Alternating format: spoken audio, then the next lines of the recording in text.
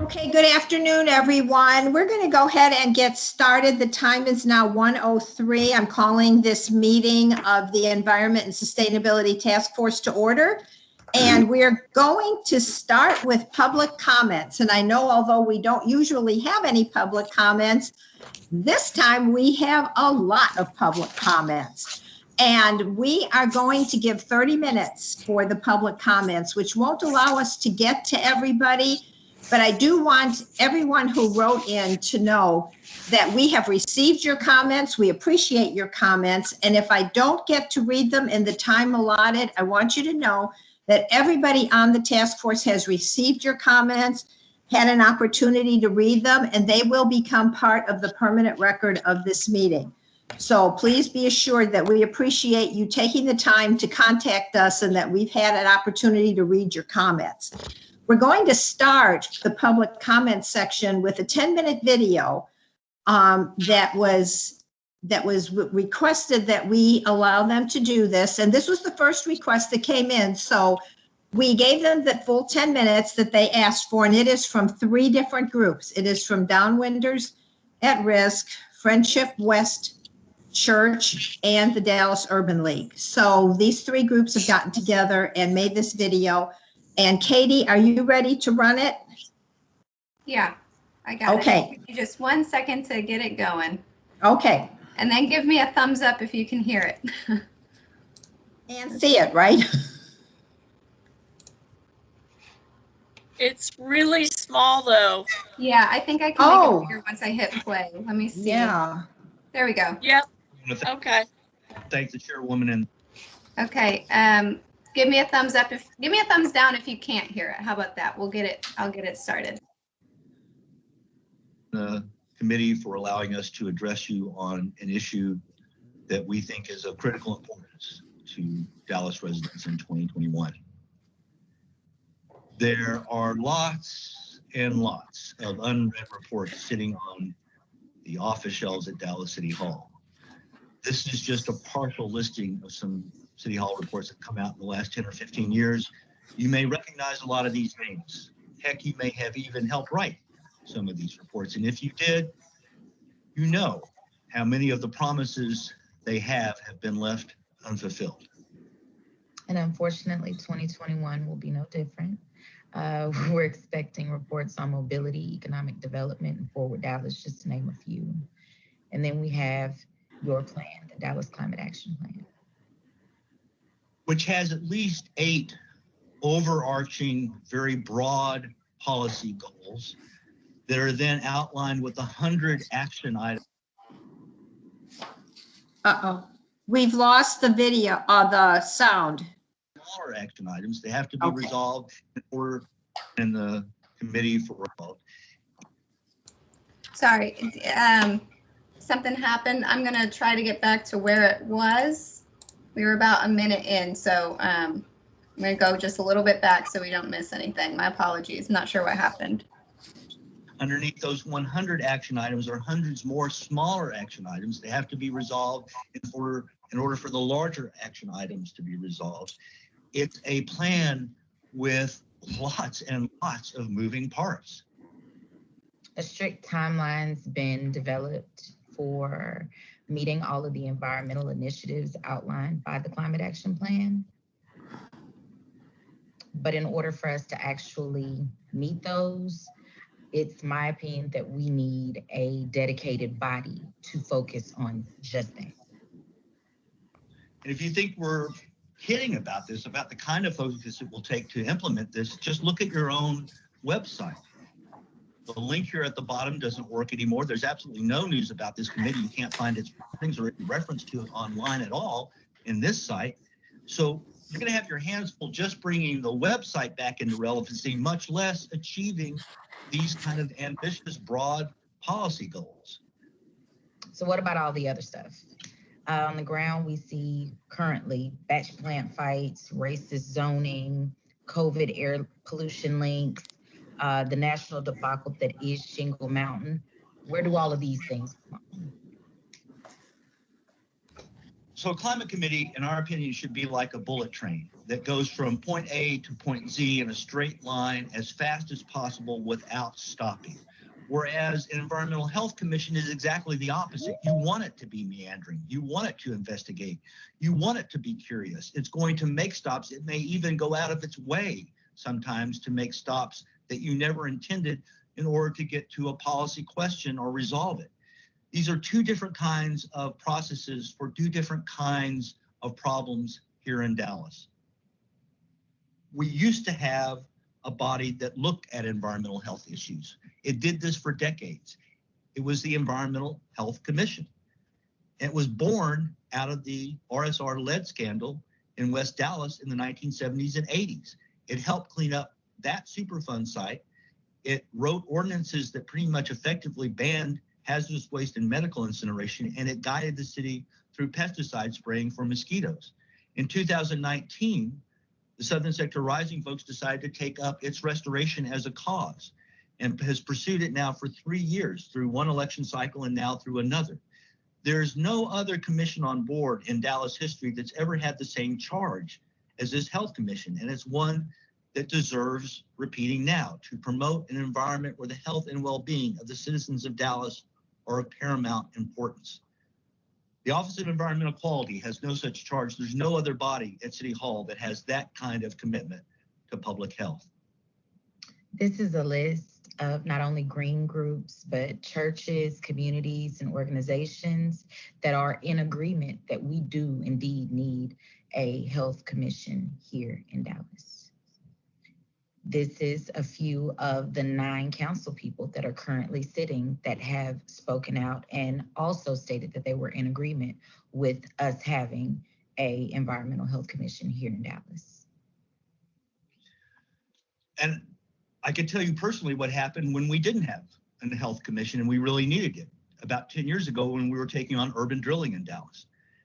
At that point, the Planning Commission was the one forced to make decisions about these facilities without any expertise in public health or environmental health issues at all. The Office of Environmental Quality refused to report on those issues on behalf of the Plan Commission. It was left up to citizens to provide that information to the Planning Commission. As you can see, they produced this incredible 20 to 30 page report, heavily cited, that was the only piece of information about public health risk of drilling that the Planning Commission got besides what they received from industry. And to tell you the truth, the climate plan's already ceded a lot of responsibility for these health issues to other areas of government. For instance, if you look at the plan right now, the only mention of land use is in relation to transit land use and transit links and so forth. It leaves all the hard work of buffer zones and legacy racist zoning to Forward Dallas. If you look at air quality, it has the very unambitious and low bar of just meeting the federal Clean Air Act for the next 30 years, basically leaving it up to the state and federal governments to do that work for them, when the city could be doing so much more to alleviate air pollution problems in the city. All that said, we need 2 separate bodies with 2 separate missions. We need the Dallas Climate Committee for implementing the climate plan goals on the climate plan timeline and to build a path for policy already made. And then we've got the Environmental Health Commission tract, and that is for environmental inquiries and investigations initiated by council or residents and to develop new policies for consideration. Houston has done a wonderful thing. They have incorporated environmental health into their government. They are working as advocates side by side with communities to protect their health and well-being. And that is what we need ever so much here in Dallas. Just like there are lots of plans at Dallas City Hall, there are lots and lots of boards and commissions for veterans, for youth, for seniors, for housing, for parks, for libraries, for civil service, for charter review, for building inspections, for planning, for DART. All these, we're sure, are very necessary and deserve their own bodies at Dallas City Hall, but so does environmental health, especially in 2021. These issues are not going anywhere. They're sticking around. They're going to be here for quite a while, and these are issues that are making Dallas a national poster child for environmental health and justice issues, and not in a good way. There are lots of plans at City Hall, but less leadership. And this committee has an opportunity to provide much needed leadership to point the way on how we resolve our environmental problems in Dallas as a community. You have it within your power to vote on a two-committee solution, one that does justice to both the climate plan and these environmental health issues, both, and gives them both a platform at Dallas City Hall, a platform they deserve. This request for an environmental health issue is coming from residents at the very front lines of these environmental health fights. It is now 3 years old. This request deserves your respect, it deserves to be honored, and we think it deserves your vote going forward. Please, please do the right thing and give us back the Environmental Health Commission that we need right now. Misty and I are around to answer questions. You know where to find us. We thank you for your time. Thank you. We want to thank the chair.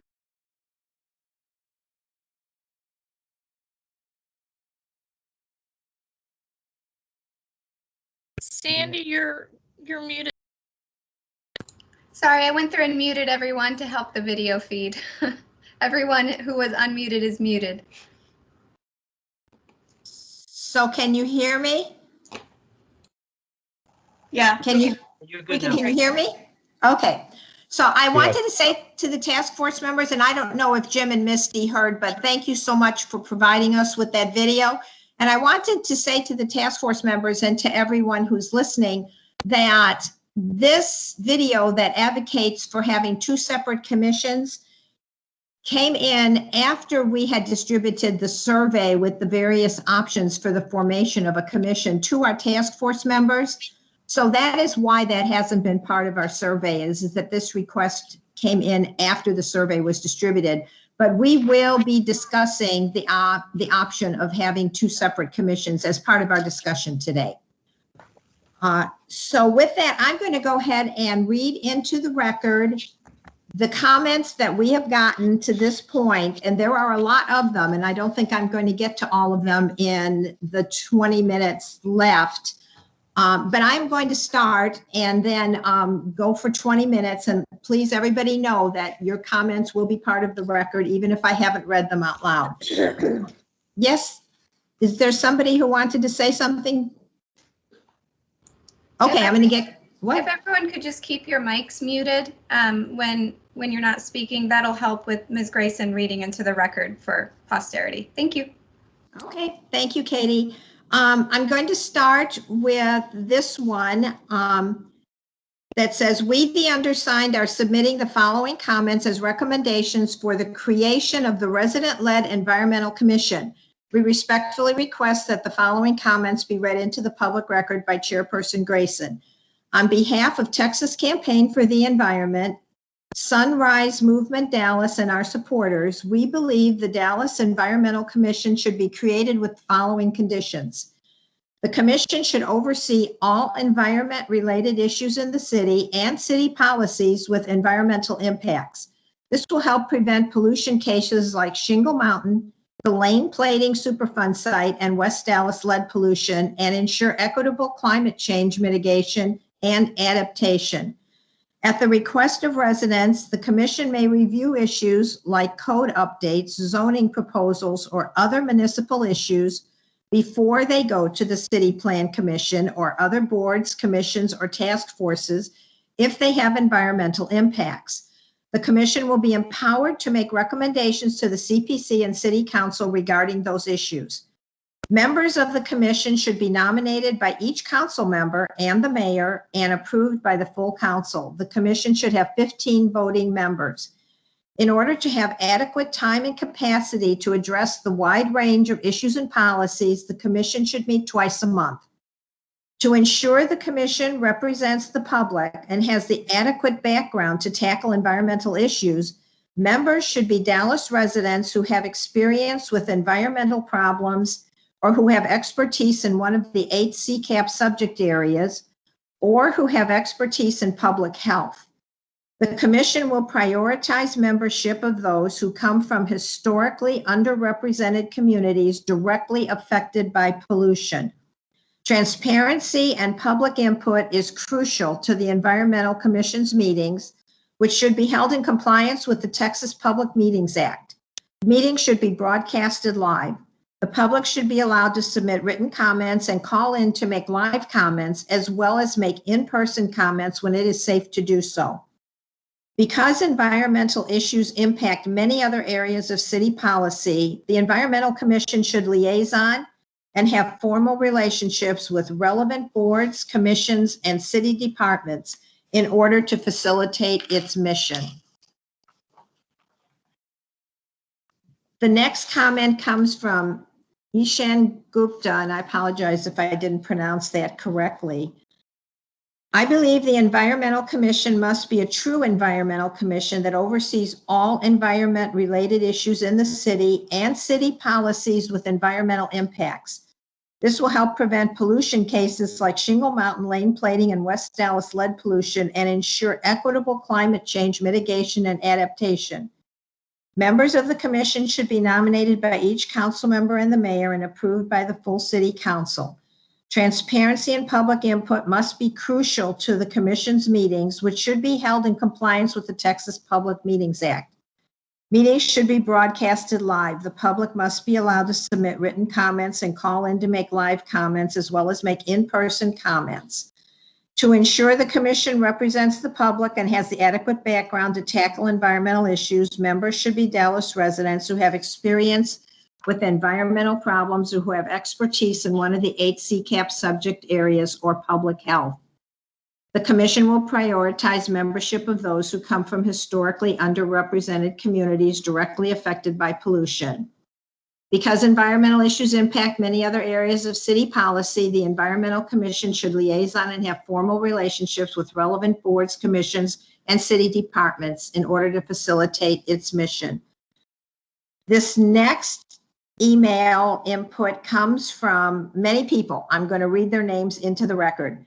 Patricia Brown, Christine Hopkins, Deborah Murphy, Tim Gibson, Andrew Kuhn, Sarah McMenamin, Kelsey Maston, Chase Hoover, John Robertson, Ann Sansone, Jasmine Parker, Michelle McAdam, Sandra Brakefield, Christina Massey, Whitney McHann, Amy Martin, Janet Shuey, Amber Wong, Connie Koval, Chrisanda Allen, and Marcia Jackson. Dear Chairwoman Grayson and committee, one of the most important lessons of the Shingle Mountain crisis is the high price residents paid by having no environmental health expertise at City Hall. City Hall needs a platform where residents can air their concerns about their environmental health problems and where the city can investigate, evaluate, and consider policy recommendations. As a member of this interim climate committee, you're about to send a proposal to the city council on how to organize a new approach to environmental issues in Dallas. We urge you to consider a solution advocated for the last 2 years by environmental justice advocates. Making sure the climate plan's timelines and goals are accomplished will be a full-time job for any volunteer-based effort. It would be unfair and unwise to also assign this same climate plan committee the responsibility to hear, investigate, and offer policy recommendations on environmental health issues as well. That's why we need to restore the Dallas Environmental Health Commission, created in the wake of the Dallas lead smelter fights of the 1980s. Environmental health harms deserve a separate, focused, and permanent home at City Hall. They should not be in competition with the climate plan for attention. In deciding how to move forward, I'm requesting you vote in favor of both a new climate plan committee and restoration of the Dallas Environmental Health Commission. It's the only way to do justice to both causes. This email comes from John Pizer. Because environmental issues impact many other areas of city policy, the Environmental Commission should liaison and have formal relationships with the relevant boards, commissions, and city departments in order to facilitate its mission. Most importantly, we are being challenged as a world community to significantly change in ways that enhance our environment for the benefit of our survival and well-being. This comes from Molly Rook, who is with 350 Dallas and Dallas Sierra Club Conservation Committee. Dear Task Force, recently I have become aware that you are making the final considerations in what a permanent commission should look like in regards to furthering the goals of the CCAP. As a founder of 350 Dallas and a conservation member of the Dallas Sierra Club, I would like to see the final form of this commission consist of 15 voting members with some kind of environmental expertise or experience and 8 technical non-voting members. To truly further the goals of the CCAP, which cover a vast array of topics, it only makes sense to have the appropriate consultants, be they residents of Dallas or the DFW area, to serve as a resource for this effort. I am not opposed to the commission hearing or weighing in on other environmental issues as they arise. With the depth and scope of the CCAP, that may require the commission to meet more than once a month if needed. Thank you for your consideration. As a former CCAP Stakeholder Advisory Committee member, I greatly appreciate your efforts. This next email comes from Chris and Dick Gouldy with the Dallas Sierra Club. Dear Chairman Grayson and EAS Task Force, although Dick and I stepped down from the Conservation Co-Chairmanship for Dallas Sierra Club, we continue active in the club's Conservation Committee. We would like to share some thoughts about the formal commission that will carry the CCAP forward. We have been involved with Dallas's efforts toward climate action from early public meetings to budget briefings, and we want to see the plan implemented expeditiously and effectively. The design of the commission will be crucial. We think there should be both residents and experts on this committee.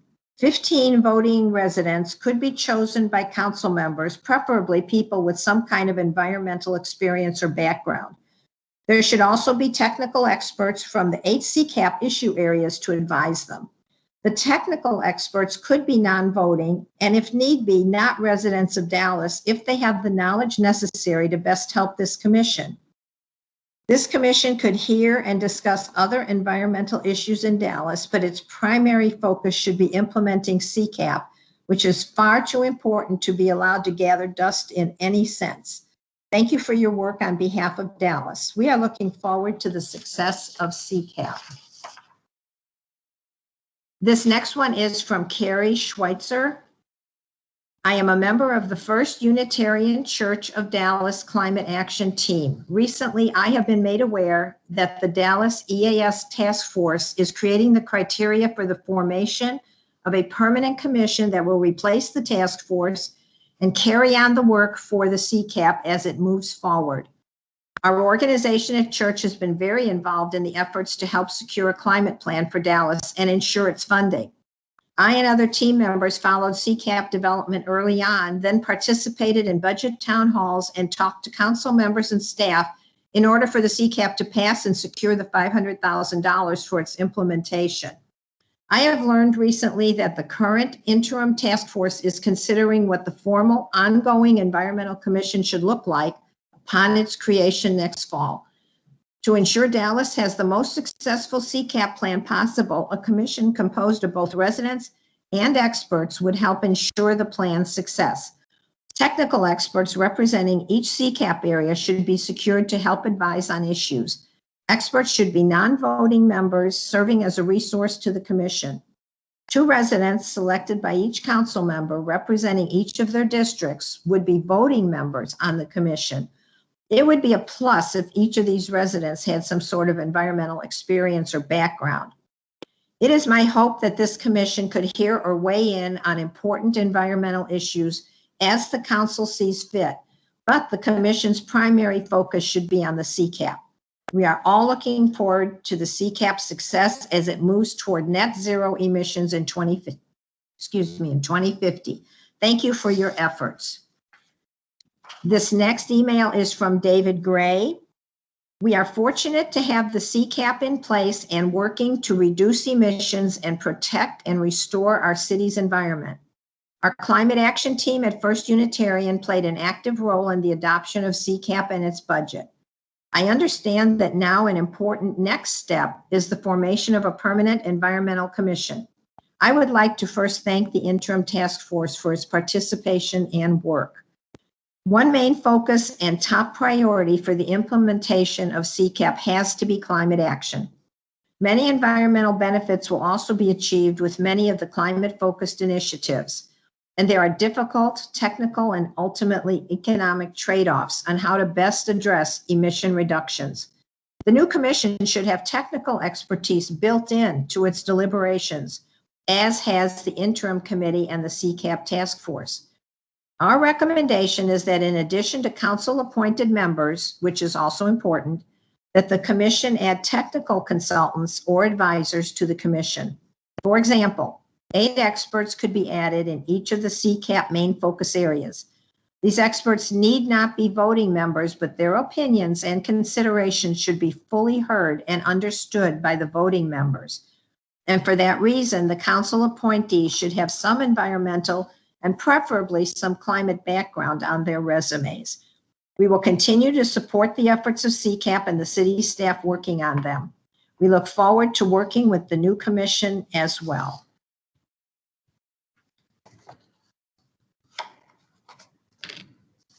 This is from Adriana Koo. I'm sorry, I probably mispronounced that.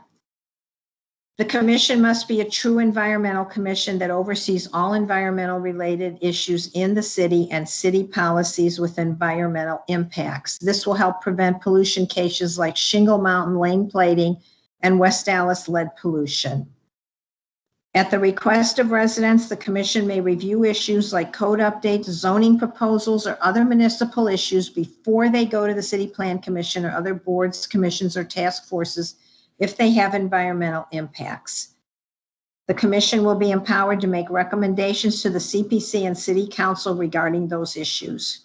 Members of the commission will be nominated by each council member and mayor and approved by the City Council.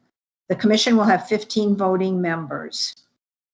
To ensure the commission represents the public and has the adequate background to tackle environmental issues, members should be Dallas residents who have experience with environmental problems or who have experience in one of the 8 CCAP subject areas or who have expertise in public health. The commission will prioritize membership of those who come from historically underrepresented communities directly affected by pollution. Transparency and public input is crucial to the Environmental Commission's meetings, which should be held in compliance with the Texas Public Meetings Act. Meetings should be broadcasted live. The public must be allowed to submit written comments and call in to make live comments, as well as make in-person comments when it is safe to do so. Because environmental issues impact many other areas of city policy, the Environmental Commission should liaison and have formal relationships with relevant boards, commissions, and city departments in order to facilitate its mission. This one is from Sarah Ellington. To ensure the commission represents the public and has the adequate background to tackle environmental issues, members should be Dallas residents who have experience with environmental problems or who have expertise in one of the 8 CCAP subject areas or who have expertise in public health. The commission will prioritize membership of those who come from historically underrepresented communities directly affected by pollution. This one comes from Deanna Ruse. I'm a Dallas resident asking that the Environmental Commission support a citizen-based, I am a Dallas resident asking that the task force support a citizen-based environmental commission. We need a commission that can review municipal decisions and city zoning before city planning begins, and citizens with environmental experience and public health expertise would prove valuable in helping reach these decisions. The commission meeting should be broadcasted publicly with comments from citizens so that City Council can make informed decisions and have true transparency with an informed commission so that an environmental disaster like Shingle Mountain never occurs again. We need to put public health first above city development. It is much easier and less expensive to prevent issues in the environment than to fix the problem later. Thank you for your consideration. And we have one from Jack Chang. I am writing this as a concerned, lifelong resident of Dallas for the creation of a strong environmental commission to carry out the objectives of the CCAP. I think it is important for the commission to represent all neighborhoods of Dallas, while at the same time representatives should have expertise in the area of environmental stewardship or engineering. This matter is far too important, and I feel Dallas can be a leader in addressing the concerns of climate change and other environmental issues. This one is from Rebecca Bateman. I believe the Environmental Commission's scope must be extended to all environmental issues in Dallas, and that its members must represent pollution-burdened neighborhoods. We shouldn't hold back what will be a vital commission for the future of Dallas by limiting its scope to just what's in the Climate Action Plan. Members should be Dallas residents who have experience with environmental problems or who have expertise in one of the 8 subject areas of the CCAP, or who have expertise in public health. The commission should prioritize membership of those who come from historically underrepresented communities directly affected by pollution. And this one is from, I want to get to some that aren't similar to others.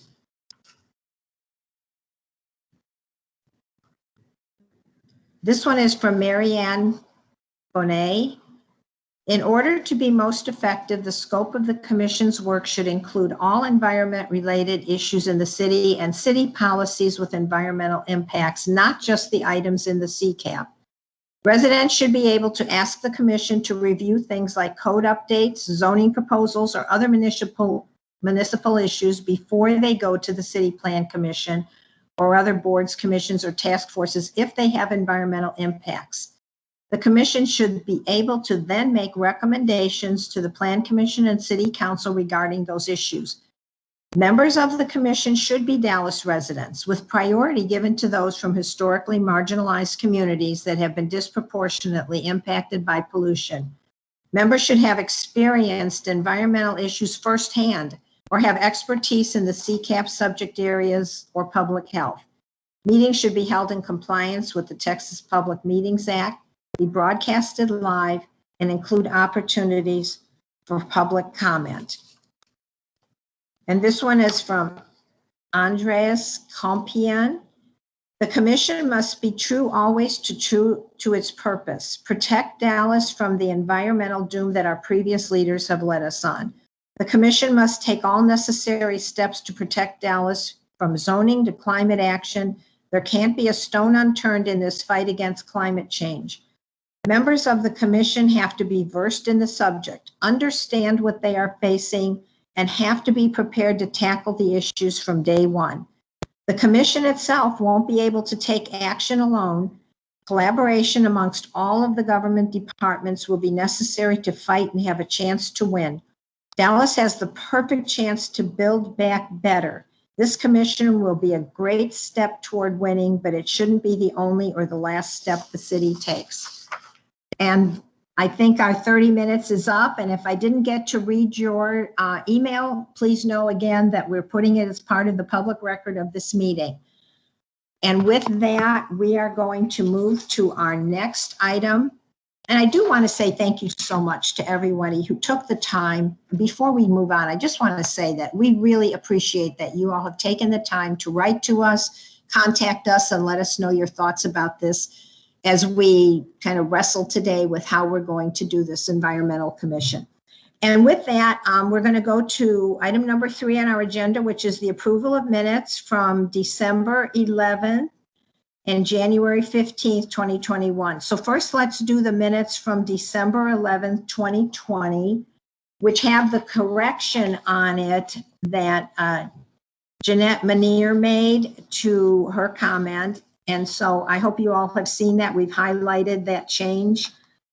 And if you all have looked at that and there's no comments or questions, I would ask for a motion of approval for the December 11th, 2020 minutes.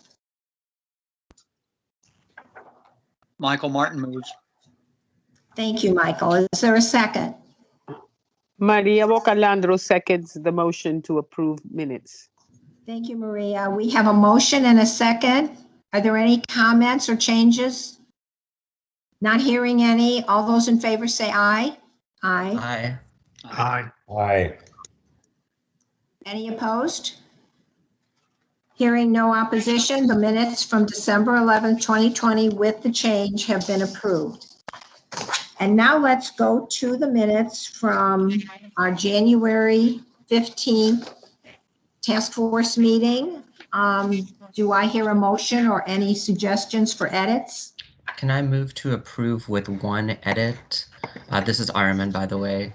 So Armin, hi. Yes, please go ahead. yes, so there's a paragraph that starts, Armin expressed support for the EC advising on community-based initiatives and involving community members in the voting decisions. The next sentence has some changes in it. He commented on the need for partnerships with various city departments, boards, and commissions through meetings, working sessions, or liaisons to help facilitate discussions and coordination. So with that change to the second sentence, I move to approve the minutes. Is there a second to Armin's motion, including his changes? I'll second. This is Alan. Thank you, Alan. We have a motion and a second to approve the January 15th, 2021 minutes with the changes that Armin just expressed to us. All those in favor say aye. Aye. Aye. Any opposed? Aye. Hearing none, we will make that change to the January 15th minutes and the motion is approved. Thank you all so much.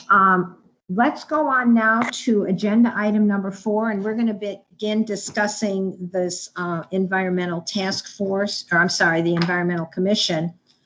And we're going to use the survey that was sent to all of you to begin our discussion, and then also please be thinking about all the comments that we've heard today during the comments section and help us inform our decision-making with those comments. So we're going to start with what the survey started with, which is the number of members and the structure of the commission. So as you've all seen, because you've all gotten a copy of the results of our survey, excuse me, there was a tie between two of the options. And the first was the member mix of general public and technical experts who would be all voting members, and that was a 15-member mix. And the second option was 15 members of the general public who are voting and 8 technical experts who are also voting. And of course, those two options mean that all of the commission's members would have to be residents of Dallas. So,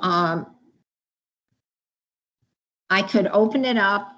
Maybe the first question we ought to consider is whether we have, because it wasn't part of the survey, but we've heard a lot of input today about whether we should create 2 separate commissions. That wasn't the charge that was given to us by the city council. However, it is something that we can consider in our recommendations.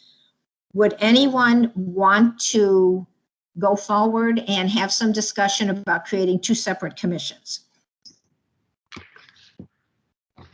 I would want to find out what the focus of that Environmental Health Commission would be in relation to what the task of CPAC is. And it sounds like they were making a case for the fact that we might not be focusing on that specific environmental issue with regards to health.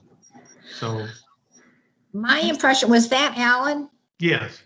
Yes. My impression, Alan, was that they would like to see one commission devoted strictly to implementation of the CCAP because it is vast and it has 8 sections with lots and lots of action items. And then the other commission would be one that would take up issues like Shingle Mountain and other issues related to public health and safety.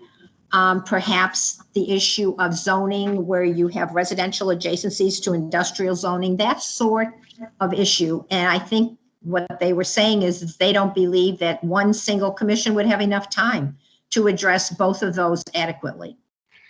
If anyone disagrees with that or has a different impression, then please let us know. Hey, Sandy, this is Michael Martin. I enjoyed hearing the thoughts about the Environmental Health Commission. I wasn't as familiar with that. And the reason I think it sounds like a good idea, since we just heard that presentation on the topic, is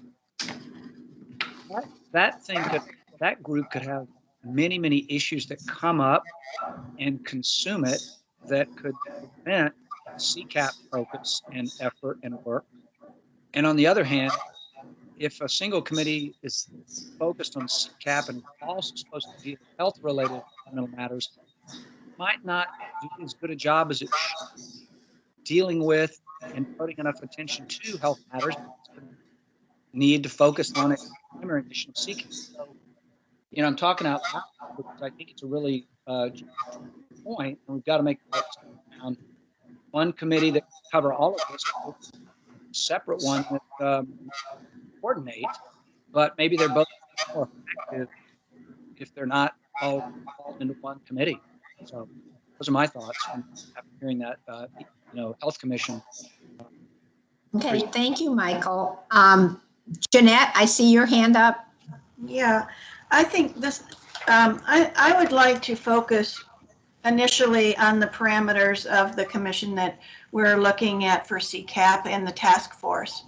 And then once we get through that, we can circle back and see what it is that we really are missing, or the expanded issues. Because I'm not sure, we've talked about the task force as being eight of the areas for CCAP. But, I think is it 8 areas of CCAP or is it issues? And I think those are different things. Shingle Mountain's issues. Some of these things that they're talking about for another commission are big, big issues. And so I think we need to really define what this committee that we're looking at for CCAP, what are the parameters and how is the process for that going to work? And then what do we need from there not to fulfill, whether it's our 15 people plus the task force, and then what? But I think getting through this first piece is going to be important. So you're advocating that we really focus, Jeanette, on how we're going to inform, how we're going to construct this environmental commission, and then consider whether it should take up other issues? Exactly. Because okay.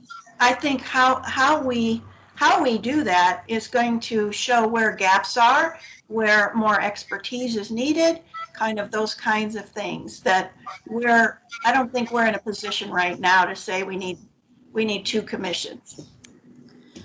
We probably do, but let's just work through the process, I guess I'm saying. Okay, well, we can work on the one, but we need to keep in mind that, for instance, meeting frequency might be impacted by what we determine the scope of this commission to be. Exactly, yeah. But okay, thank you, Jeanette. I see Tracy's hand up. Sorry, real quick. This is Katie. Ms. Grayson, I think the echo that the rest of us are hearing might be coming. If you turned your speakers up during that video, it might be because of that. If you wouldn't mind, just try lowering the volume on your speakers just a little bit, and hopefully that will help with some of the echo that we're hearing. Okay, how is that? I'll have to see when Ms. Wallace starts speaking. Okay, because I lowered it. I will jump back in again. Okay, thank you so much.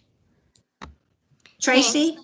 Sandy, can you give us some history on why the Environmental Commission was disbanded? Well, I have heard differing opinions on that, or differing thoughts about why it was disbanded, all the way from they asked to be disbanded because they thought their input wasn't valued, all the way to that some council members asked that it be disbanded. So Tracy, I really don't know the exact answer to that and why it went away. I myself thought it did really valuable work when it was part of our boards and commissions. They took up the smoking issue. They took up a lot of other environmental related issues that were being actively considered at the time that they were in session. So Why they went away, I can't tell you accurately. And Maybe somebody I- on staff might know that. My second question is that within our authority to do? Does it have to go back to council, or is it within our authority to just to create that second commission? Because I Council agree, will, it's a lot of work. council will make the final decision on one or two commissions. They will make the final decisions on all of our recommendations that we forward to them. We were actually charged by council when this task force was created with creating one environmental commission. They were not charging us with creating two. So this is an idea that has come up, like I said, recently. But when council charged us on this task force, they charged us with two things. One was creating an environmental commission, and the second one was to look at action items each year to make sure that the CCAP was moving along. So those were our two charges. And I suppose we can make recommendations for two separate environmental commissions, one that deals with CCAP and one that deals with other environmental issues and is patterned after the old Environmental Health Commission. But that isn't really what we were charged with. But I think we might have some freedom to recommend that. Thank you. Thank you. I do agree that it could be that urgent environmental concerns that would be best taken up by an environmental commission could very well possibly derail our work on the CCAP. So anyway, thank you. Thank you, Tracy. What I'm thinking Yeah, about, and what I'm thinking about, and I hope that we keep this in mind, is that one commission might be able to do both things if they met twice a month. Once a month, focusing on the CCAP, and then once a month, the second meeting focusing on other environmental issues. But you would have the same members looking at both things. But that's one model that we could keep in mind in addition to the request that we look at two separate commissions. Alan, you're up next, I believe. How do I lift Yes, up my I would hand? agree with that, Sandy. But what I'm wondering if we might consider, since I'm kind of leaning toward what Jeanette was recommending, but maybe we could possibly set up a subcommittee and see if there are pressing issues that we can elevate it or make a recommendation to council at some point in time to establish a second commission if the work of that subcommittee becomes, or if doing a meeting every 2 weeks becomes too burdensome for our group in terms of, as my understanding, we're a policy group, and we're in terms of establishing guidelines on what the city is going to be doing to address our environmental concerns. And overall, overarchingly, our concerns relate to health and ultimately, and the health of the entire city. So I think that I hear what they're saying, and that commission had a specific activity that was charged to it, but I think we've got a broader perspective that we have to bring in. And if we see that one area of concern is becoming a great demand of our time, then possibly it could be elevated to a commission.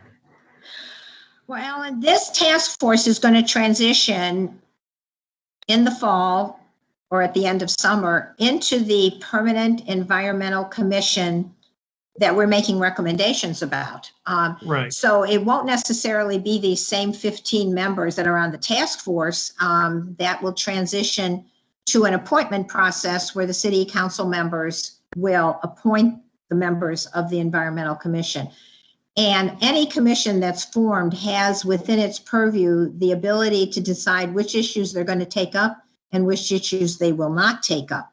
So, for instance, if there was an environmental commission and it focused on the CCAP and they got requests to consider other issues, it would be up to them to decide whether they were going to do that or not. Mm-hmm. But thank you, Alan. Thank you. Are you done? Did you have? No, I know that we're going to be the group will have a separate group that goes forward as a board or a commission. But my thoughts is that the overarching purpose of the CPAC is health oriented to begin with. And yes, there's going to be specific issues that are going to be really thrust into the forefront for us in the coming days. And that commission, once it's established, will have several things to address that are health related. And it might be that there might be a need for a second commission as well at some point in time. Okay, thank you, Alan. Who's up next? I have my hand up, Maria. Yeah, Oh, sorry, Maria. I'm on my phone, so I have my physical hand up. Okay.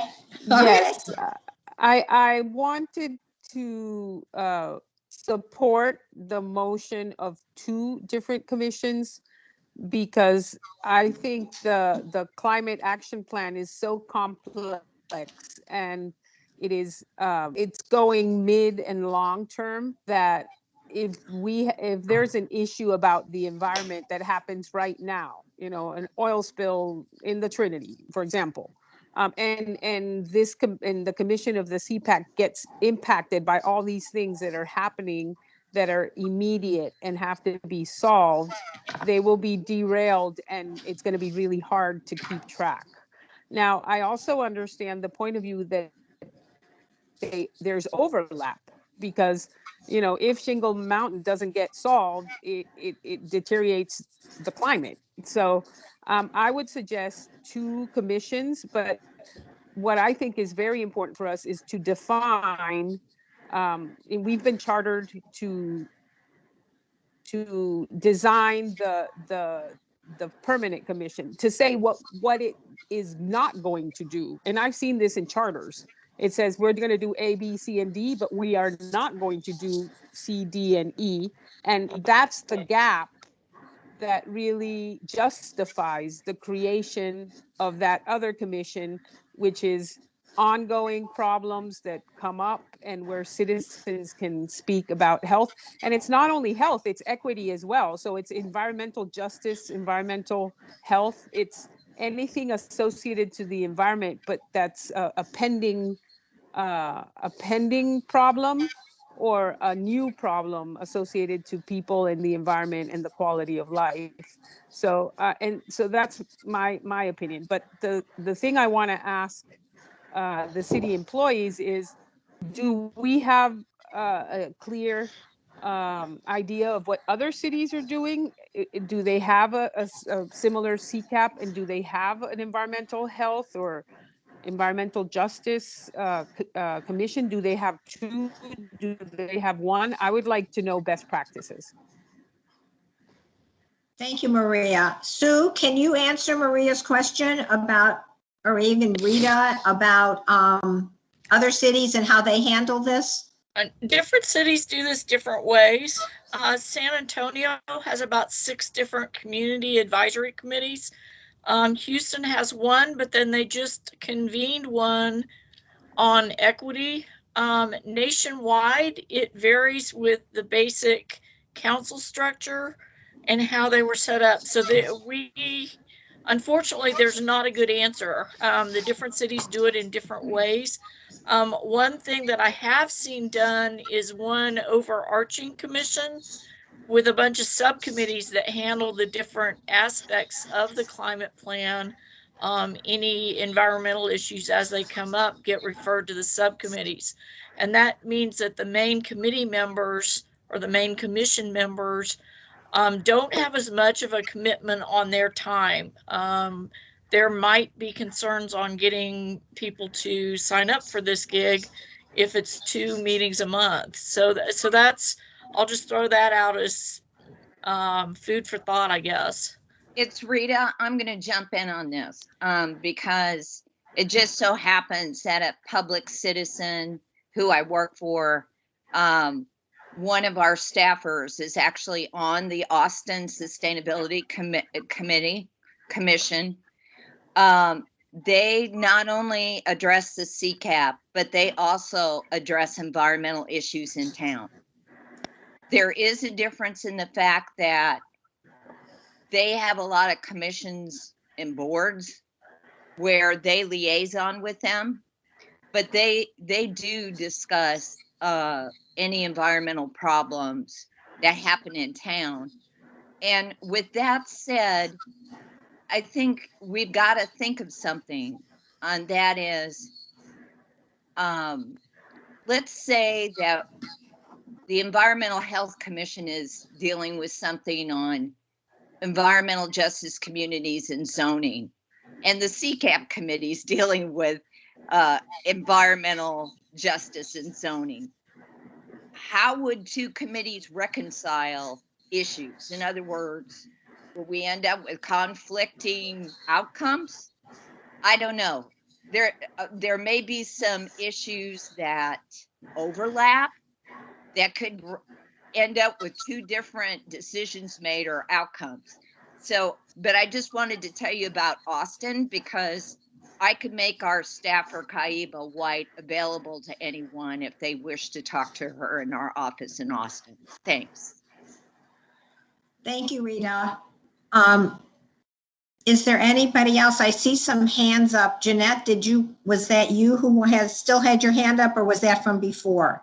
I had my hand up. Sorry, Sandy, that's from before. Okay, I'm sorry, Can you go hear me? ahead. Yes, go ahead. I think there's three issues here.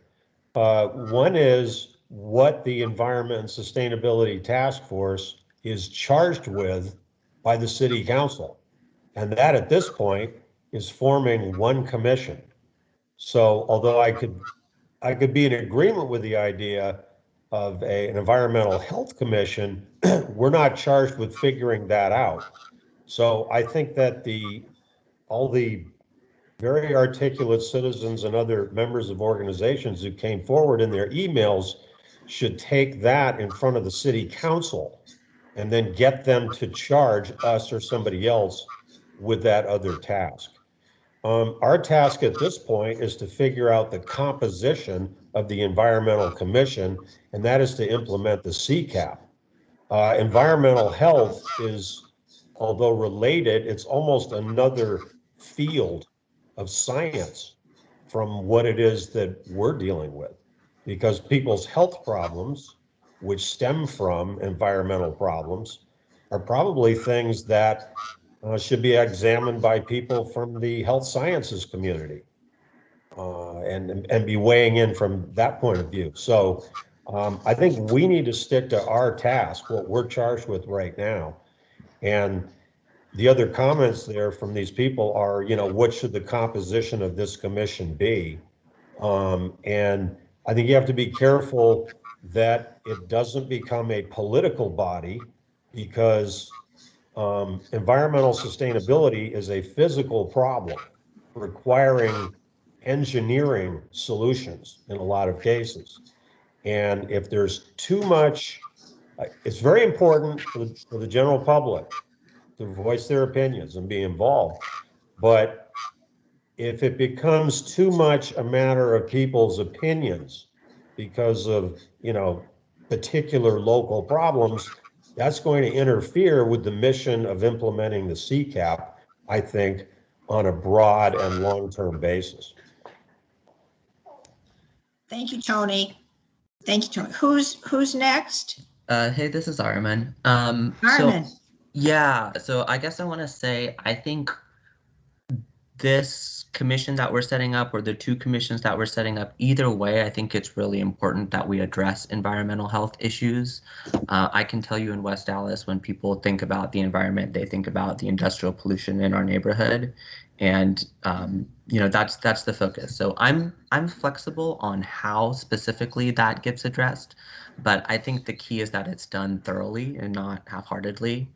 My personal preference, I think, is kind of the route that Sue was going down of can we incorporate environmental health into the commission we're creating? Can we make sure that we have some expertise in that area? Can we have a subcommittee? And also have maybe some staff support that has that expertise. To Tony's point, I mean, it is a different set of expertise from what I understand. But with that said, again, I'm flexible on the how, but I think it is important that it is addressed. I'm curious, just for staff, is there someone on staff who has an environmental health or toxicology background? No, to be honest, that's something that we normally use consultants for because it is a fairly nuanced field. And most of the good ecotoxicologists I know are PhDs, and they focus in one or two contaminants and one or two media, and some are more focused on ecotoxicology and some are more focused on human health. And so it's extremely specialized. I don't know that at the city we have enough work to justify pulling a physician with that type of expertise. So typically that's a place where when it comes up, we hire the appropriate folks with the appropriate experience for the problem at hand. Sue, I can't hear you. I don't know if everybody else can, but I can't hear you. I heard what she said, but it started to get noisy. I'm hearing truck noise from someplace. There, I think it just went away. Maybe It somebody did. muted. Okay, so what I said is normally we hire a third party for ecotoxicology related work. That's primarily because that is a field that is highly specialized. Most of the practitioners are at least PhDs, if not PhDs with postdoc. Some specialize in ecotoxicology, some specialize in human health, some specialize in ecotoxicology from certain contaminants. And so we do not have enough of that type of workload to justify a full-time ecotoxicologist. And so when we need them, we hire them according to the problem at hand. Thank you, Sue. Thank you. Thank you. That's really helpful context. Yeah. And I just want to make one more comment on this from my perspective. I think Alan made this point, public health and climate and just environmental issues in general, I think we do ourselves a disservice when we think of them as being separate issues. I think public health strengthens the case for climate action, and the need for climate action strengthens actions that will improve public health. And for me personally, I cringe at trying to separate them because I think they strengthen each other and are both really critical and help build larger allies and coalitions that can move things forward that might not otherwise move forward. So that's kind of where I am. Thank you, Araman. Who's next? Katie, do we know who's next? We have several hands up, but I don't know whether they've spoken already or they're waiting to speak. Tony has his hand up, as does Rita.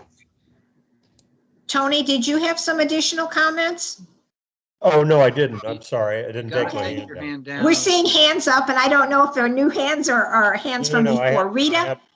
Well, here's a question, and it's kind of a follow-up to Armin. If we wanted to address environmental issues besides the CCAP, if we wanted to have subcommittees, like say a new shingle mountain came up or a new lane plating came up, would it be the purview of this group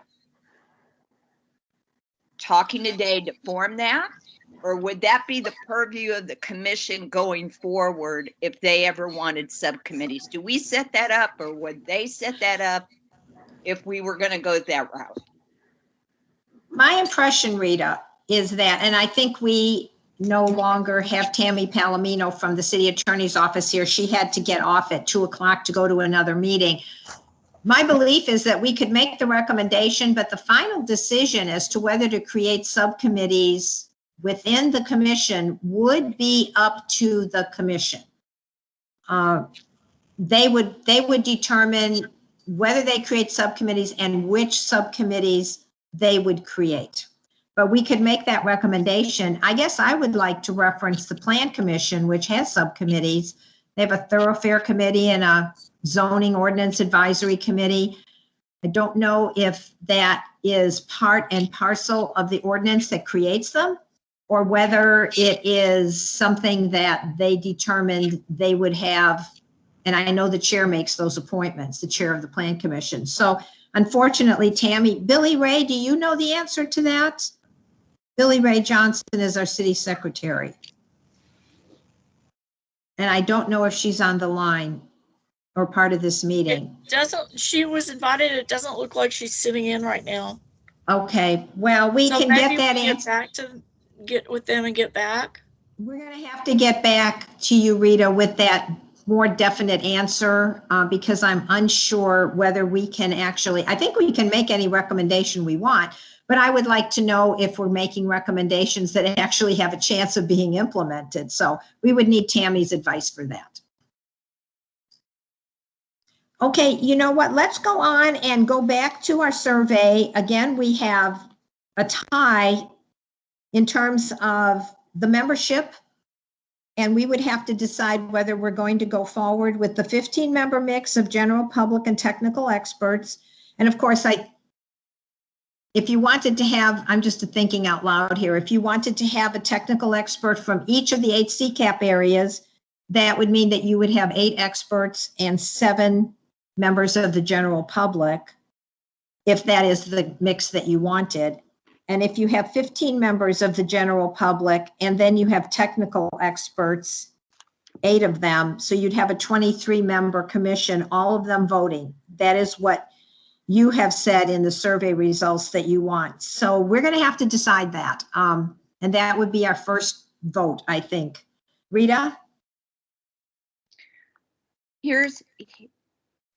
I'm for 8 non-voting technical experts and 15 public members, and here's why.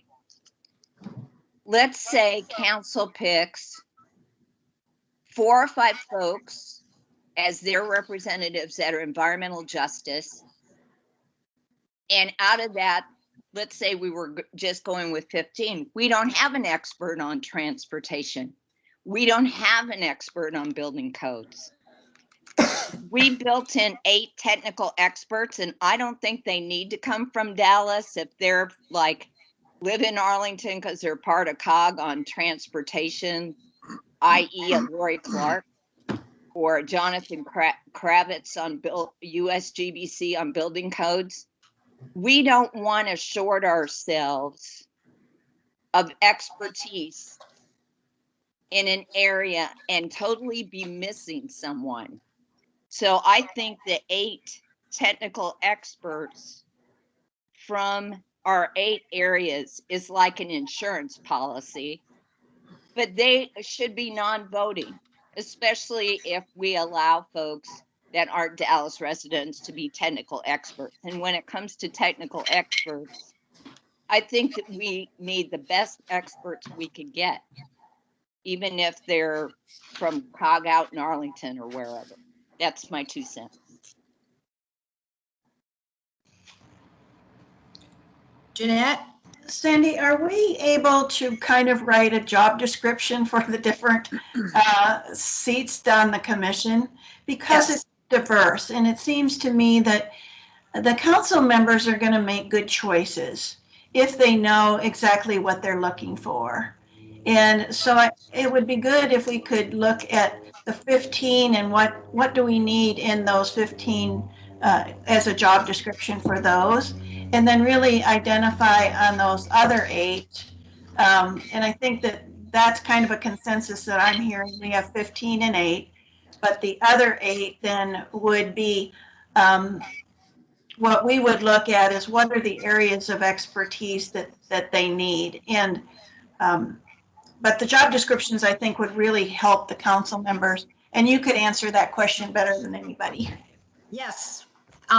We can write in specifications for each seat that we want. If we want special qualifications, for instance, if we said that we wanted 15 members of the general public, but we want them to have some sort of experience or some sort of expertise in those particular 15 members of the general public seats, we can specify that.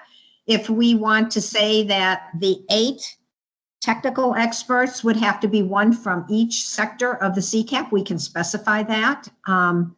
And so, yes, Jeanette, the answer to your question is yes, we can specify what we want to see with each seat on the commission. Thank you. That's helpful, I think, for us. Okay.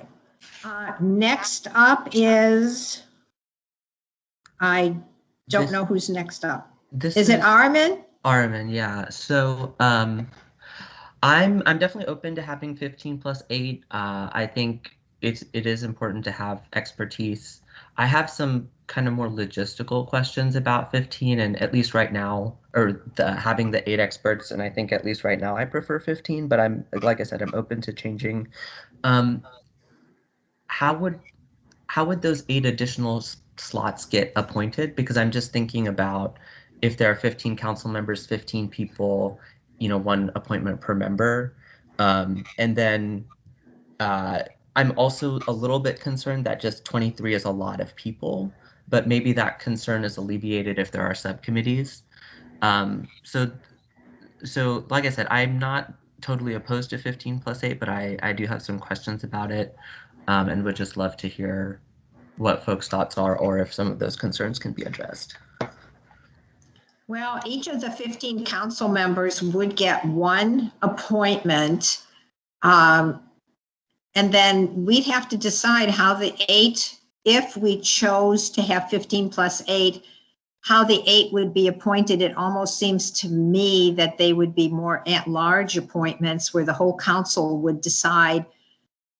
And I think they would probably request staff to give them some recommendations on that. But we can certainly say that we want 1 expert from every area of the CCAP.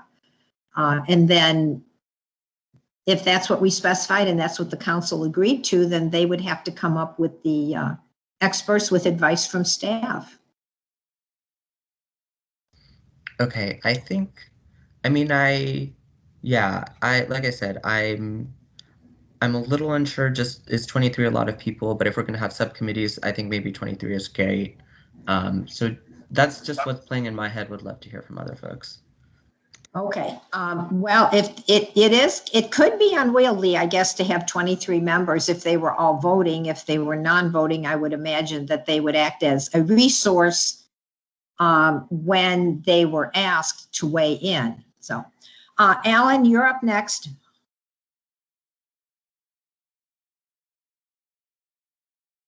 Alan? Can you hear me now? Yes. Hello? Yes. Yeah, I think if we had the 15 voting members on the commission, and then the 8 were expert resources non-voting, then the group itself could, weigh the recommendations of the technical experts. I don't know that they would necessarily they'd need to be at the meeting, but they wouldn't necessarily be coordinating discussion. So I think that the 15 and 8 would be fine by me. And as far as the selection of the 8, I think staff input would be great, and then maybe a review with the 15 members of the commission, then take it to council for their approval. Would the 8 members, Alan, be voting? Because if they're voting, they must be Dallas residents. If they're non-voting, they don't have to be Dallas residents. I would decide on non-voting. Non-voting? Yeah. Okay, because I just want everyone to please remember that if they vote, they must be a Dallas resident. If they aren't voting, they don't have to be a Dallas resident. Thank you, Alan. Non-voting would allow us a bigger pool of experts. That would give us a bigger pond to swim in. To look okay. All right. Okay. More possibilities there. Yeah. Okay. Thank you, Alan. Who's up next? See, I can't see who's up next. Rita has her hand up, but I think that's from before. I don't think I put her hand back on. Rita, did you have something else? Yeah, that's from before. Sorry, guys. Okay. I'm not seeing any other hands up. So we're going to have to start taking some votes here and see how this works. So I am going to start with, now we've heard several people speak in favor of 15 members of the general public and 8 technical experts who are non-voting. but that wasn't one of the ones that rose to the top. So we can take votes on these three possibilities and see what we come up with today. So this is for the membership of the commission. And let's start with a 15-member mix of general public and technical experts, all of whom would be voting members. How many task force members are in favor of that? And please just call out your name because I don't know how we can do that otherwise. So do we hear anybody who's in favor of a 15-member mix of general public and technical experts, all voting members? I'm not hearing anything, so I'm going to go on to the next one. The next I one. vote for that. Oh, who is this? Tony. Tony, okay. Maria Bocalandro also votes for that. Okay, that's 2 votes. Okay, anyone else? Okay, let's go on to the next one, which is the 15 members of the general public who vote and 8 technical experts who also vote, all of whom would be Dallas residents. Who's in favor of that?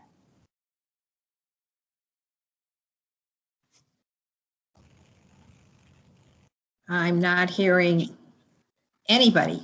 Okay. Let's go to this one, although it didn't rise to the top during the survey. I've heard a number of people ask about it, so let's vote on it. 15 members of the general public who are voting and 8 technical experts who are non-voting. Could I hear if anyone's in favor of that one? Tracy Wallace. Say it again, Sandy. Yes? Who's that? Rita, say it again, please. Say it again. This option is 15 members of the general public who would vote, 8 technical experts who would not vote. And they then would not have to be residents of the city, the technical experts. I Okay. vote yes. Okay, so I have Tracy and Rita. Jeanette votes Alan. yes. Alan. Jeanette. Who else? Alan. Alan, Michael. Michael, Arman. Armin. New request for a meeting of Dr. Floyd, Hello? Who's that? Maria's still on mute. Unmute. Oh, I need mute Maria. Maria, you need to mute, please. I'm going to vote for that one. So right now I have 7 votes for that one. Is there anyone else? How many people have joined us, Sue or Katie? I know we have a quorum, but how many are on? 17. 16. Well, we don't have 16 members of the task force. So, That's inclusive of y'all, yeah. how many members of the task force are actually here? I'm counting 10 and there's one dial-in, I believe it's Drew Campbell, Okay, muted, and I can't unmute him. but that means there's 11 members of the task force here and we have 3, 6, 7 7, votes. 8, That one got the most votes. 11. And so I'm going to say that that one is the one that we're going to work with, which is 15 members of the general public who are voting and 8 technical experts who are non-voting. And then we're going to move on to the next question that was on our survey, which was, if they're members of the general public, should they have some type of background or experience in environmental issues? And that got far and away the most votes was yes, they should have some type of background or experience in environmental issues. So does anyone have any concerns about us just moving forward with that as our conclusion? So this is Arman. Can we also add public health to that? The way I'm thinking about these votes, I'm going to vote assuming there is not a second commission and that we're trying to integrate. And so if that is the case, I think it's important for public health to also be listed. And I think that was also in quite a few of the public comments. Well, I think, Ariman, what we would do is, because the next question, or at least there was a question in here, the next question was, if the answer was yes, we do want the public members to have some sort of expertise, what kind of expertise would you recommend? And we could certainly put that in there as somebody who has public health expertise or experience. Perfect. That sounds good. And I don't think today we're going to be able to craft the language for what those positions would need in terms of experience and length of time, because we got quite a variety of answers on that. But we at least know, at least I think, that this group is saying we want those members of the general public to have some kind of background. And we could say it has to be, one of them has to be in public health, one of them has to be, but we can craft that language as long as we know that's where we want to go. And so do I hear any objections to that? Well, I have my hand up and, you know, I want to. I'm sorry, I couldn't see it. Maria, I'm sorry, I couldn't see it. Thank you, please. Weigh in. I'm on my phone and I know everybody keeps telling me 3 little dots. It's not there. So I put up my hand physically. I want to, I mean, I am a democratic kind of person. So if majority says it's that option, that's fine. But my only concern is a lot of these action items are very, very technical. And so if you have the technical knowledge that can only advise but can't vote, then they could be, I mean, the citizens, even though they have an environmental background, maybe in advocacy or something, could be manipulated or forced to decide something moved by a bigger force, which could be a company or something like that, you know. So I'm concerned that the technical people don't have a vote when a lot of the decisions that will go through this committee are very, very technical. So I just wanted to voice my concern. And I understand we're 7-2 and I can live with that, but I want on the record that I advise that the technical folks should vote because there's going to be very technical decisions being made, but that's just me. Okay. But that's good input, Maria. Thank you so much for that. And it's part of the record and we may swing back to it. So as the discussion goes on, thank you for that input. Sandy. Yes. Hi, it's Michael. Just related to Maria's point, the thing that I've been thinking about also is if other people sooner or later show up and want to look at the composition of the committee and they note that we have some experts who don't vote and some aren't residents of the city, the other concern I think of there is they go, well, what stake do they really have in what we're doing here? They're not Dallasites. We got 1 million people. How? It's a fair question to say, how can we not find all the expertise we need in this city? And I had been thinking that way and I've evolved during this meeting. So I don't have enough political scars on the back or experience to know. But if that's really important, then I would vote alternatively that these need to all be Dallasites. We're 1 million people. We're not 45,000 people out wherever.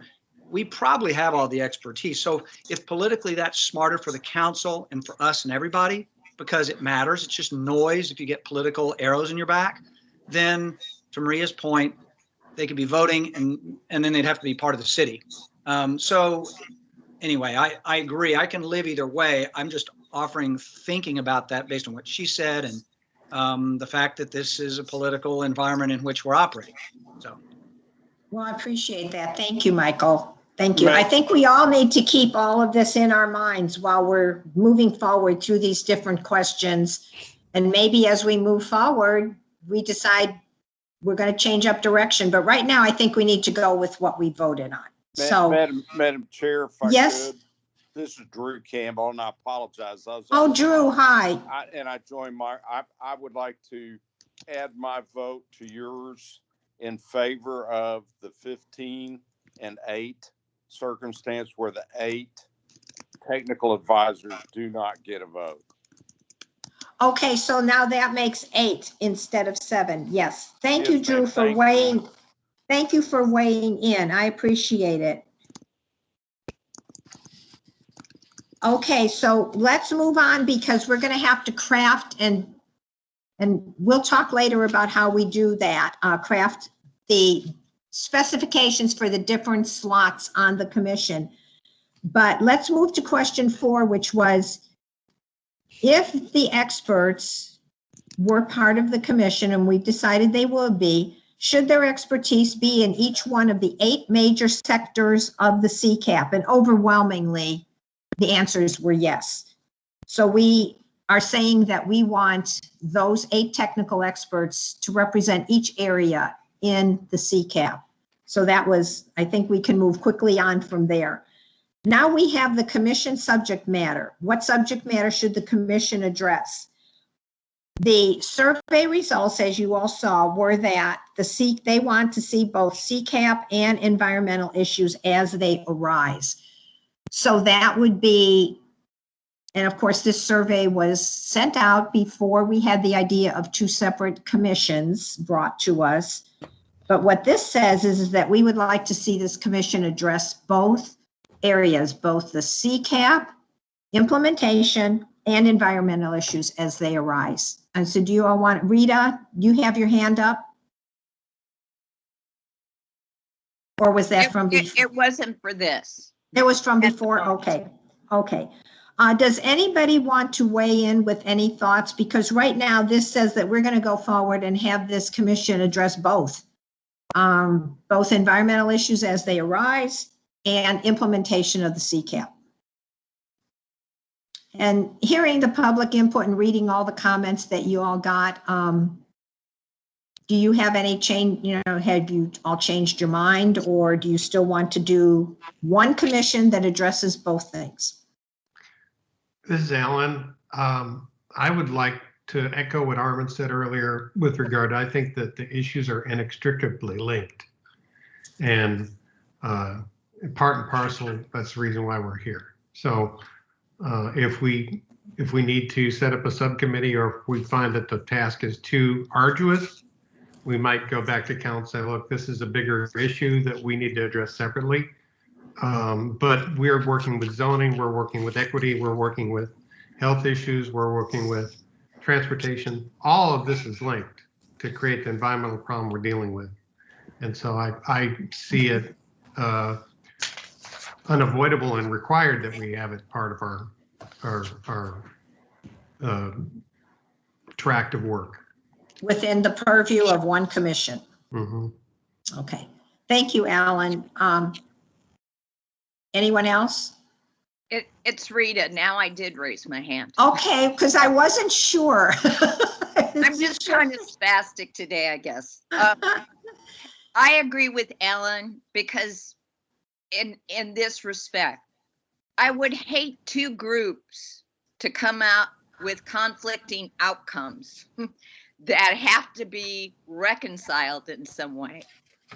And, if we, in the regards to experience, if we have people out there, let's say, that have experienced Shingle Mountain for 2 years, they come from the school of experience.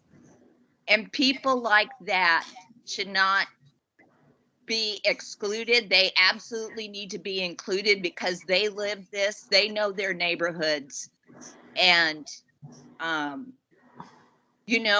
I see this commission, if something was really big, that we could create subcommittees on huge topics that are ongoing that involve legal battles or whatnot.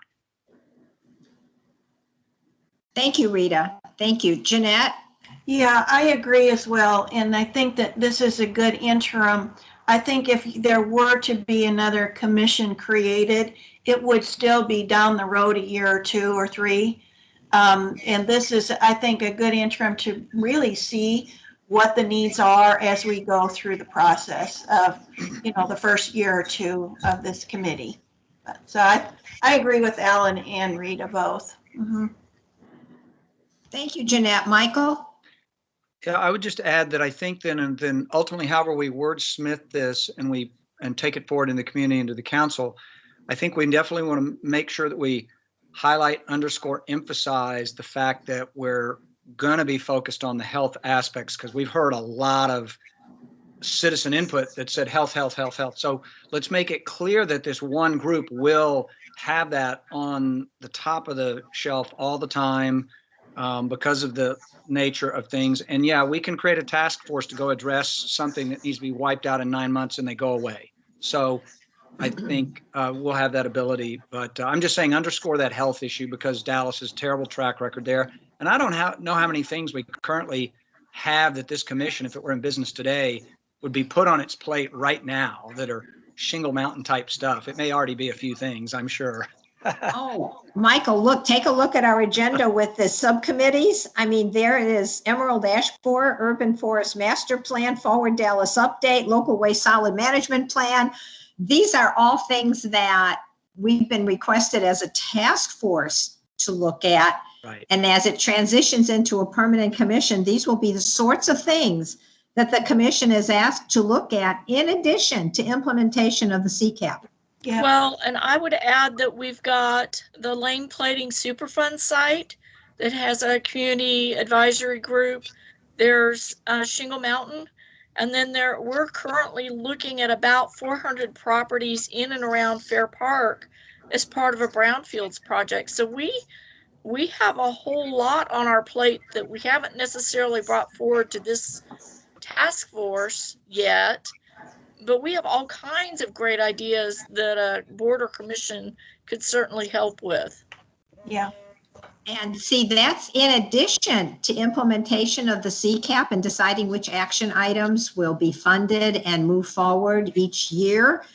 So, and the council members, I would just say, are looking to this commission to do, the impression I'm getting is that they are looking to this commission to do more than implementation of the CCAP, which is why they are bringing these other issues forward to us. We're getting these issues at council request. So I think they're looking at a broader type of purview for whatever commission we decide to form. So I see a hand up. Hey, this is Armin. Armin? So yeah, I just want to underline Michael's point. I think not only should we say that public health is critical up front, but as we're writing in some of the details of what expertise and talking about how the subcommittees might work and stuff like that, we need to just make sure, and I'm just saying this as a note to everyone, we need to make sure we're incorporating it all the way through. So it's not just a headline, but it's truly incorporated. So I just wanted to put that out there. It sounds like we're going to work through some of those details at a later time. Yeah, I'll get to that toward the end of our discussion, which is kind of the timeline for working through those details. But thank you, Armin. Did anyone else want to weigh in on addressing both types of matters, CCAP and environmental issues as they arise? Then we'll go forward with the survey results, and they say that both issues will be considered. So we're on to question 6, which is meeting frequency. How often should the commission meet? The survey says that the commission should meet once a month. And I would just like to weigh in a little bit on that and say that if they're going to have this broader purview, that's a lot to do in one meeting a month. On the other hand, if there are subcommittees that take up some of the individual issues, there's some merit in that the chair of the commission can agree to form subcommittees on different issues. And those subcommittees can take on additional members, which would help members of the community who have a particular concern about a particular environmental issue to have an opportunity to serve on a subcommittee. So that kind of expands the membership. I mean, they wouldn't get to sit at the table and vote when the commission makes final decisions, but they would have a big opportunity for a lot of input as a member of a subcommittee on any particular issue. And maybe that means with the work of the subcommittees, you only need to meet once a month. Could I hear some weigh in on that, if whether you think that's one kind of construct that we could support, or whether you think there ought to be, and I'm just throwing it out there, 2 meetings a month, one that focuses on CCAP implementation and one that focuses on other issues. Alan?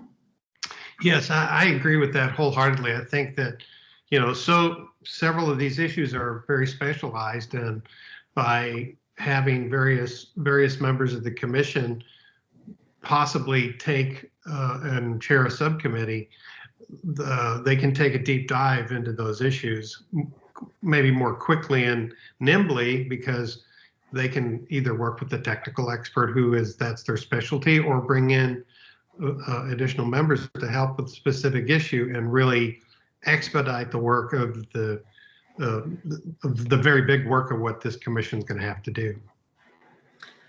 Thank you, Alan. Anyone else? This is Armin. So there's another suggestion written in the survey. Someone put other and said the commission should meet at least once a month, but then maybe meet twice a month as needed. And I thought that kind of made sense in that it's hard to know exactly how this is going to shake out and what that's going to mean. And so I like the flexibility that option provides. Well, I saw that comment, and I just have a couple of thoughts on that. Those would have to be what we refer to as special called meetings. If the commission decided that they wanted to have a second meeting in that month, they would have to have a special called meeting. That is sort of a hassle to implement. You have to find a date, you have to find a room at City Hall, I'm assuming that at some point in our lives we'll get back to live meetings. It's sort of a hassle to do and to make sure that you wind up with a quorum so you can conduct business. If you meet regularly twice a month and you just cancel your second meeting if you don't need it, that's a whole lot easier to do than to do a special called meeting. On the other hand, Sue made a point about getting people to serve.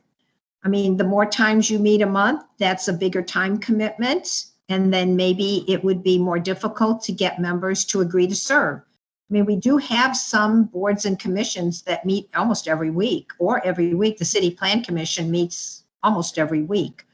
The Park Board meets frequently. There are boards and commissions, and they are the ones generally that are policy-making boards meet more often. And we have no shortage of people who want to serve on that. And I think the intent from all the comments I'm hearing from the public, and I think from our task force members, is we want this commission to really have impact. We want them to be one of the more important commissions in the city that really has a say-so in things. And so sometimes that creates a bigger time commitment. So I'd just like to hear some input. Alan, I see your hand. Are you up again, or is that from before? I got to take it down, but I will weigh in. This is a big task at hand, and it might be that we, in order to really address the seriousness of what this work of this commission is going to be, maybe it does need to be twice a month. Well, looking at the scope of work that you all are talking about laying out for this commission, it almost looks like you might need twice a month. But any other input on that? People who think maybe that's too big a time commitment to ask for, or that we can do it all in one meeting a month as long as subcommittees are created? We just have to bear in mind that the primary focus of this was supposed to be implementation of the CCAP. But I'm just hearing a lot of input about the need to address other issues. So this could be very time consuming. I would also agree with twice a month. And if they don't have to meet twice a month because they can get it done because they do their committees, that's great. But in the beginning, they're not going to have the committees. And what we don't want to have happen is all the shingle mountains and everything else accumulating because the committees are not being formed. So I would suggest twice a month. And I understand that this might disincentivize some folks of participating. But sometimes people commit to once a month and they don't show up anyway. So, I mean, if you're committed, you show up. Right. That's right. We want people who are wanting to really serve on this in a way that makes a super commitment. I mean, we want them to be committed to this. And so maybe that's the type of person that wouldn't mind 2 meetings a month. Well, And Sandy, it's Rita. I just want to say that we need to make sure if this is adopted the way we're talking about it right now with council, I think council needs to ask potential candidates if they're willing to do this. So we don't end up with a commission where we have a bunch of people missing and after the fact. In other words, that should be made crystal clear to people they are putting forward. So you have a committee where not just the bare quorum shows up, you know. Well, council members, that would be up to the council members, is to stress to whoever they're thinking of appointing that this is a 2 times a month commitment, if that's what we decide to do. And that, you know, if you want to be appointed to this commission, you have to commit to that kind of time being available. Also, there's usually, and I think it applies to every board and commission again, if you miss 3 meetings in a row or 4 meetings a year, it kind of depends on how many times that board or commission meets. Right. You are bounced off of that board or commission by the city secretary's office and have to come up for reappointment or reconsideration. There are rules about attendance, and if you don't meet those rules, you get taken off the board or commission. And now your council member who appoints, you can say, I've talked to that person, they've now made a recommitment to the time is necessary, and I want to reappoint them. Or they can say, I'm going to appoint somebody new. But there are qualifications for that. You have to show up, otherwise you can get taken off that commission. Which I think is a good thing. Tracy? Tracy, you had your hand up? Yes, I was just looking back at our original guidance document, and I think we're well within, you know, the guidance of the city council to include things other than the CCAP, as long as it pertains to the environment and sustainability. That's the way I read it in 2 different places in the guidance document, just in case anyone's concerned about that. So it's, you know, advise on the environment, sustainability, and CCAP implementation. It's not rigidly restricted to CCAP implementation. That's all I wanted to bring up. I'm really glad that you looked that up, because we would not want to be heading down the wrong path here. So thank you for that. Thank you, Tracy. Michael? yeah, I was just going to say it's good that we have these meetings, because, you know, it's kind of interesting when your thinking evolves while we're all brainstorming. And I was strongly opposed to more than once a month for participation reasons. But again, my own words earlier were we have 1 million people here. And I think at the same time, if we make it clear that this is a really cool new thing for the city, this is going to become the place to be and make a difference in the city. I think we'll have to, if we do this, if this is packaged up right, and if our city council, and I think we're all serious about this now, people are going to want to get in on this deal, and they're going to be committed. So I think twice a month early to set it up and get it going, and task forces and subcommittees and priorities. It's going to take, you do this once a month, that's not going to work. It's going to have to be every 2 weeks. I think if we said twice a month and they found out they didn't need twice a month, it would be easier to pull back to once a month than it would be to extend it from once a month to twice a month. Right. But this group also, I think we need to either overtly or just right behind that. There's urgency around this commission. There really is. Yes. We got big problems in this city. That's why I'm in the solar industry business, is because we got big problems in this city. So this has got urgency. This isn't just, you know, I won't pick something else. But anyway, that's my final comment on that. Thank you, Michael. Would anyone else like to weigh in before we vote on this? Yeah, Chairwoman, this is Drew Campbell. Having been involved with volunteer groups that meet commissions, et cetera, over the last 40 years in Dallas, I think that, you know, every commission that's created, formed, et cetera, always feels special, new, and exciting. But then at the same time, you have to remember that we're asking people to volunteer time, and obviously we're wanting them to put a lot of time in to getting prepared to each of these meetings. And I think that for some people, they're going to look at it, and some very qualified people, very talented people are going to say, it's too much. I can't do all that and really do a good job at it. And I think that the reverse of what you're saying is, I think if we afford them the opportunity to meet once a month as they gear up, they can choose to meet more often than that if they would like to. But that way, in terms of meeting the standards of the city, standards of the commissions, et cetera, just having it set once a month, thereby you don't end up forcing people to not participate and or resign. And at the end of the day, like I say, so many of these groups are from people who have other jobs, other responsibilities. It's an awful lot to ask of them to start up a program like this, because it's going to take a lot of time to get some of these people up to speed. And I just think that we want to try to be more inclusive than excluding because of the tone and tempo of what it is we're trying to establish.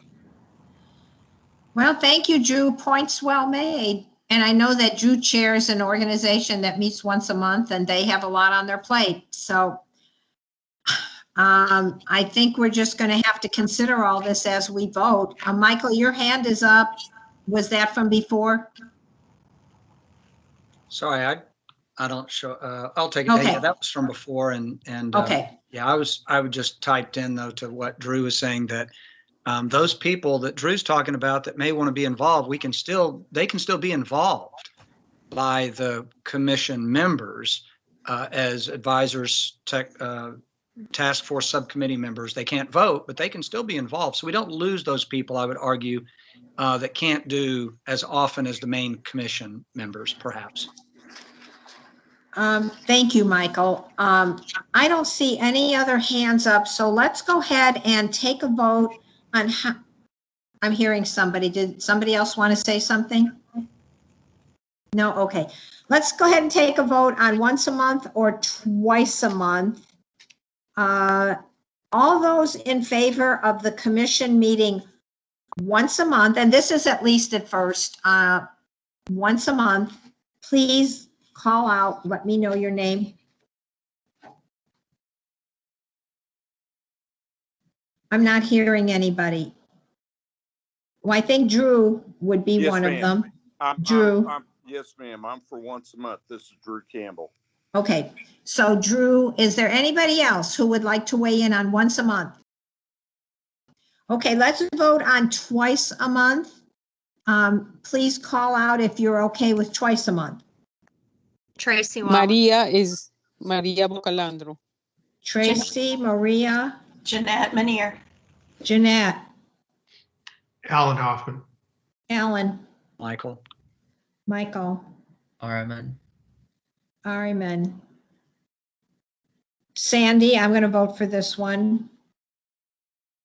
So I'm seeing if nobody else wants. Pardon? Rita's voting for Twice a month? Rita, Yeah. twice a month? Yeah. Mhm. Okay. 3, 6, 7, 8. Okay, twice a month will be our recommendation. And let's move on to providing for public input. And we had the most votes for both, for opportunities for people to speak, and a web portal for comments submitted prior to the meeting. So, and from what I heard from the public commentary, the public comments that were sent to us, people really thought it was important to have an opportunity to speak. I hope you all felt like that's what you heard too. And so that's what was reflected in our survey, is that we wanted to give people as many opportunities to give input as possible, both through making comments on the web and having public meetings. And some of the public comments were having public forums. Of course, that would be up to the commission if they wanted to engage in public forums, and how much time they would like to give at each meeting for the public to have input. That would be up to them to decide. They might want to give 30 minutes, they might want to give 15, but we're saying we want them to give some opportunity to the public. So does anybody have anything else they'd like to add to that? Because right now the survey says we want this commission to give as many public opportunities for input as possible. Jeanette? Jeanette and Ariman. Jeanette, did you want to say something? Yeah, I really valued the public input we got today for this meeting. And I valued it getting it early because I read every single one that I got. So did I, yes. I think that's a great way to get input to us before these meetings and then give them an open forum for 10 or 15 minutes before the meetings to follow up if they would like to. But I think the public input is extremely important. Yes, I would agree with that. Thank you, Jeanette. Armin? Yeah, I'll echo what Jeanette said as well. I also appreciated having it ahead of time. I also read through the public input, and I wanted to ask, there were some comments made about meetings complying with the Texas Open Meetings Act or Public Meetings Act. Is that a given, Sandy, that a commission's meetings would fall under that? Yes. Okay. There are rules for that, yes. And I believe now that City Hall is recording all board and commission meetings, and then people can look at that either live or on tape after the meeting. So, or on video, I should say. I'd be dating myself on video. So anyway, yes, that is a given, Armin. Okay, thank you so much. Yeah, I support the idea of people being able to write in and also show up in person, because having been an advocate, I know sometimes it's hard to show up in person at the time of the meeting. Right. Tracy? This is kind of related in that I know it was brought up that the Dallas Climate Action website link wasn't working, and that surprises me. I know Brittany Haley has worked really hard on that, and I guess I just want to go on record that I feel confident that OEQS will, check into that, and because the entire process of all the public meetings and the attempts to make sure to get public meetings in areas that have been dumped on environmentally in the past, that there was a great effort on the part of OEQS to do that. So I just guess I wanted to go on the record saying I'm sure that will be looked into so that those responses, are assured. Thank you, Tracy. Rita? Yeah, I agree with having public input. I just think we need to create, or the commission needs to create, some criteria, kind of like you do if you're commenting to city council. Like if it's verbal comment, you get X minutes, or a video needs to be submitted by X so staff has time to tee it up. In other words, we need some guidelines, because I think it's only fair to staff and the rest of us on prepared comments or whatever, that there's some kind of guidelines that provide equity for all the groups. Let's say a bunch of groups wanted to talk today, that everyone gets equal time, and there's some kind of guidelines, so it's consistent.